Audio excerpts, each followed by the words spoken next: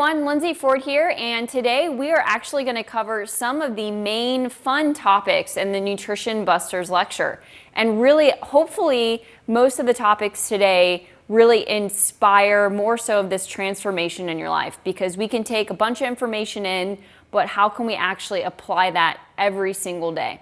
So the main topics we're going to cover: one, gluten, which is, been around for about forever, but now it's really becoming a main trend, going that whole gluten-free lifestyle. Secondly, we're going to cover low carb.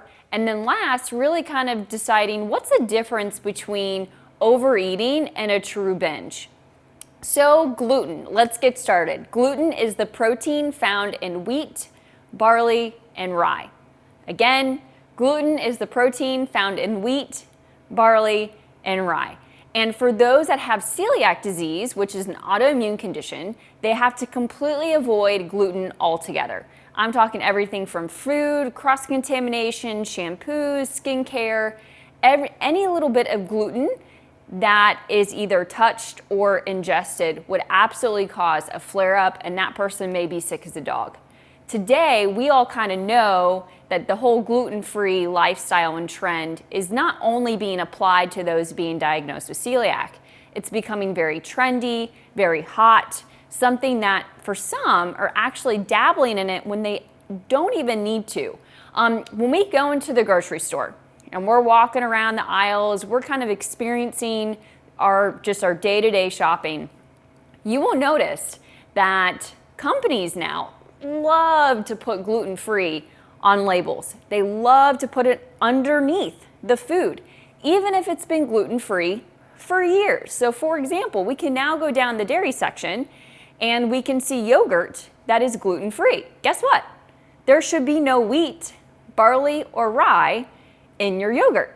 We can go through the cereal section and Rice Chex, for example, which has been gluten-free for years because rice has no wheat, barley, or rye, no gluten in it whatsoever. Now they can actually claim and put it on the label that it's gluten-free, even though for years it has been gluten-free. So the marketing and the messages that you see, they are trying to get you to buy something or get you to believe that what you're choosing is actually healthier than something else. Don't be fooled by this. Don't be fooled by the marketing. You may be spending money unnecessarily. You may actually be kind of putting on this health halo, thinking that you're actually doing something when in all actuality, there may be something else in that product that actually isn't overly supportive. So when we take away gluten, that protein, out of certain products, we have to typically, food companies will have to replace that with something else in order to give it structure, because protein gives things structure. So for example, gluten-free bread, if you've ever had it, it's really not all that tasty. It doesn't taste that great. The texture isn't the same because they have to use different flours and different ingredients to really make it a similar texture to what we would normally get just from a regular traditional bread using flour. So I just want you all to know, don't be fooled by this. And the other thing that I think is the big picture here is that there's numerous foods that are actually gluten-free. Numerous, a ton. All your vegetables are gluten-free. All your fruit is gluten-free. All of your beans and lentils, gluten-free. Your nuts and seeds are gluten-free. A lot of your plant oils, actually all of them are gluten-free. All of your animal foods, so your seafood, your eggs, your meat, your chicken, guess what? Gluten-free. The list goes on and on. Even a lot of whole grains are actually naturally gluten-free. Yet we can get caught up into this whole gluten-free thing when really, if you're following a very low gluten plan, just in general, without saying I'm going on some trend, you're probably following a very nutrient-dense plan. All right, next topic. The low carb, all right? Low carb, I feel like when we talk about low carb, we tend to connect it to different diets that are out there. So we've got paleo, which was the #1 diet Googled in like 2015. I wouldn't be surprised if that's still a hot one. If not now, keto, the ketogenic diet, is becoming quite popular. Another one that I'd say traditionally people have kind of heard about or maybe have practiced in the past would be Atkins, South Beach. And really the idea from a low carb perspective is if we took your total energy, only a certain snippet of that would be coming from your carbohydrate sources. So this could be anywhere between 5 to 7% of your total energy, and that would be more ketogenic, or even more of like that 20-25% of your total energy intake, and that would be more of like that Atkins, South Beach style. Now, each person, depending on their total energy needs, the total grams somebody takes in could be slightly different. But all in all, there's a really short, I'd say, section out of your total food intake that would be towards your fruit, your whole grains, beans, lentils, even some of those starchy vegetables. Certain vegetables are actually somewhat frowned upon. You don't want to know how many times I will hear, oh, well, I can't eat carrots anymore, or, oh gosh, tomatoes, I really got to watch that. Here's the thing. No one ever got sick, all right, from eating too many carrots. No one. I don't know anyone. Unless they literally ate carrots every single day and nothing else, then that would be a problem. But going super, super low carb is a way for a lot of folks to kind of say, you know what, I struggle with added sugar. I struggle with processed foods. You know what, I need to cut those out. And then what ends up happening is the food intake ends up coming mostly from, so those foods are restricted. And then we tend to honor, if this practice is being followed, more fat, more protein, and maybe some vegetables, but there's not the plant food intake, the variety goes down. And this is where you've got to be really careful with a plan like this. And I have met way too many people, especially women, that have followed a low carb plan for, let's say, 2 to 3 weeks, and then guess what happens afterwards? The bread intake begins, the pasta intake begins, the dessert intake begins, because they've restricted themselves so much that their body is now craving something. It's telling them, feed me with these foods. I have been deprived. So really where our stance is carbohydrates are inherently, they are not bad.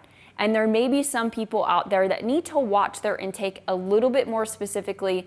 Maybe it's somebody with type 2 diabetes. Maybe it's something where there's an underlying health condition where, yeah, maybe you got to watch some of those foods. It doesn't mean you have to completely avoid grains. It doesn't mean you have to completely avoid desserts, but we have to maybe be a little bit more aware. And really, a lot of the foods that we use here at Skyterra, we still use carbohydrates. We put out fruit in the morning. We're not concerned with these nutrient-dense carbohydrate sources because we're using more of that whole food form.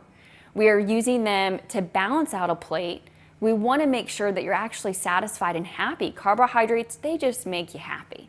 So that's some of the reason why you actually have to really pay attention to, do I really need to follow a super low carb plan? Are fruits my issue? Is rice my issue? Are beans and lentils my issues? Probably not. So kind of take that, sit with it a little bit, and try to reframe or put a different perspective on carbohydrate foods.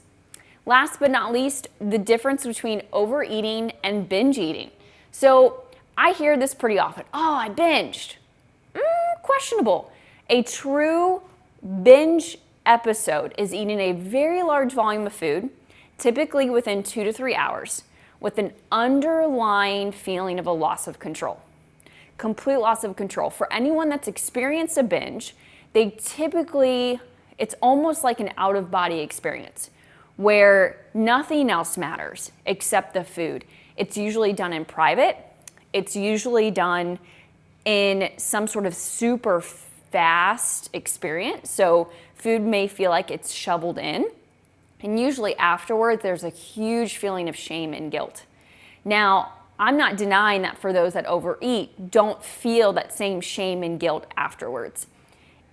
And there is a difference between a binge and an overeating. So a binge, for example, could be eating a jar of peanut butter, followed by a gallon of ice cream, followed by eating leftovers in the fridge, to the point of feeling so uncomfortable that they're just out of it, and that shame and guilt starts to present itself. Whereas overeating may be having 2 slices of a cake versus 1. That is not a binge. And so using a different type of language towards yourself could be really powerful here, because when people say they've binged, it may actually turn something super negative and actually harmful just to your overall soul. So when you're kind of navigating, whether it's weight loss, just trying to get on this healthy journey, really you've got to be careful with the kind of language you tell yourself, is really what I'm trying to say here. For those that have experienced binge eating, if it's happening weekly for at least 3 months, please go see somebody, go see a psychiatrist, because you could actually potentially be diagnosed with binge eating disorder. This is the #1 eating disorder out there. 50% male, 50% female. It's not really talked about. Why? Because these episodes are happening in private. It's a very, I can't imagine for somebody that's experiencing that week after week and hiding that kind of information. So please seek help if this is you, and please know that there is treatment out there for anyone that's experiencing true binge eating. All right, those are the 3 topics. There's definitely a lot more that we could have covered today, but when in doubt, do your research, dabble into things, explore without jumping into anything too extreme.